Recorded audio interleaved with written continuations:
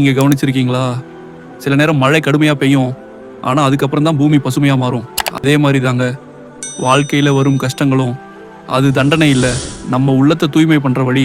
ஒருவேள நீங்க அழுதிருக்கலாம், தோல்வி அடைந்திருக்கலாம், அல்லது யாராவது நீங்க கதற கதற உங்கள விட்டு சென்றிருக்கலாம். இதுக்கெல்லாம் நீங்க என்ன நினைப்பீங்கன்னு சொல்லட்டுமா?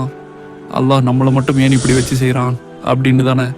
ஆனா அல்லாஹ் சொல்றான், நிச்சயமாக நாங்கள் உங்களை சோதிப்போம். பயம், பசி, சொத்து இழப்பு, உயிர் இழப்பு மூலம். ஆனால் பொறுமை காட்டுகிறவங்களுக்கு நற்செய்தி உள்ளதுன்னு. சோதனை வந்தா சிலர் அல்லாஹ்வையே ஏசுவீங்க. ஆனா சிலர் அவனை குனிஞ்சு வணங்குறாங்க.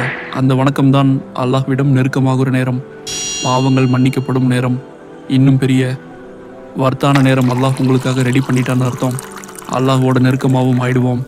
எதுவுமே முடியலன்னு தோணும் நேரத்தில் கூட நினச்சிக்கோங்க, அல்லாஹ் தாமதிக்கிறான், ஆனால் ஒருபோதும் மறக்க மாட்டான்.